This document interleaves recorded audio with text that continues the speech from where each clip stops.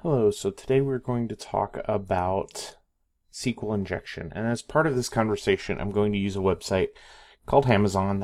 It's a website that I designed specifically to be vulnerable so that we could talk through some of the issues and give real life examples of what it looks like whenever these sites get exposed. So for this one, we're going to go ahead and we're going to talk about SQL injection. So let's go ahead and click into our country ham. And we see our site set up here, and if we look into the taskbar, or into the URL bar, we see that there's a URL that's associated with this. And this, because I built it, I know where the SQL injection point, and it happens to be on this value for this SKU. So what we're going to do is we're going to flip back over to our Kali instance. Now, Kali Linux is a distribution that is designed for penetration testing. And so the tools in it are designed to help break these sites very quickly and show off the vulnerable portions of it. So the tool we're going to be using today to talk through this is a tool called SQL Map.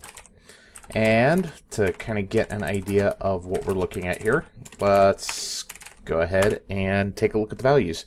So SQL Map comes through, we're using 1.3.8. First options it gives you is it tells you some of the help options. The next piece that's down here that's going to be important to us is this URL. This URL we can easily pass through any page that we look at. So it's really easy to go through and grab a list of these if you're using a attack proxy like Zap or Burp. Additionally, we have the ability to pass cookie data or data in the event that we're doing post. This will help us to simulate attacks where somebody may be logged in, for instance. There's also an interesting switch down here that allows us to make the request via Tor. Tor is an anonymized networking service that is designed to hide the origin of this. And so we can do these attacks remotely without being discovered. Okay. For this, we also have the ability to come down here through and set risk and level, how dangerous we want to get with this. By default, it's set to the lowest. We can specify techniques, which we're not really interested in. We can go through and say, here's the information that we want to grab. For this example, we're going to dump all the database table entries. But it's also interesting to note that if they can get access to the operating system, they will also allow us to dump a shell. Okay? So, for this, we'll take a look at the parameters that we are going to be using for this. If I can type. There we go. So we're taking SQL Map, we're taking that URL that we specified that's in the bar. We're going to do a dump, which will give us the table options. We're going to do it with the lowest risk level and the lowest risk and level, I should say. And we're going to flush the session. By default, SQL Map will pick up directly where it left off if you cancel it. So for the purposes of this demo, we want to start fresh. So let's go ahead and kick this off. And we see that it's going through and it's recognized, hey, I think we found that it's a SQL injection on MySQL, so let's go ahead and say yes. And do we want to keep it at level 1, risk 1? Yep. We'll go with the defaults. And so at this point, it's kind of figuring out how to tune the attack to get better understanding of how this is going to operate. And it's doing all of this optimization for you in the background.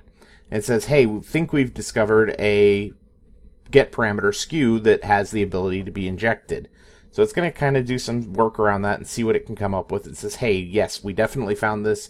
Do we want to keep testing for others? If we found one that works, why would we continue testing? So let's go with default no. And at this point, we're dropping out tables. We're looking at actual table data that's being dropped to the local machine, all through that query parameter.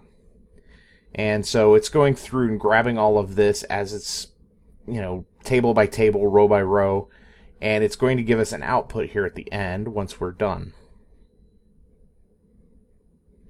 Now, this is a smaller database because it's a demo site, but the principle holds on this. So let's take a look at what the output of this is.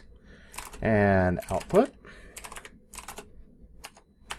our host name, which happens to be an IP address, the dump, and we want the Amazon database that was dumped from there. And we have a full list of all of the tables. Now, if we take a look at, for example, the auth user table, we see that it's dumped out in a nice comma-separated format, and that it in fact includes the database, the password for the user, salt and hash, right there for the admin user.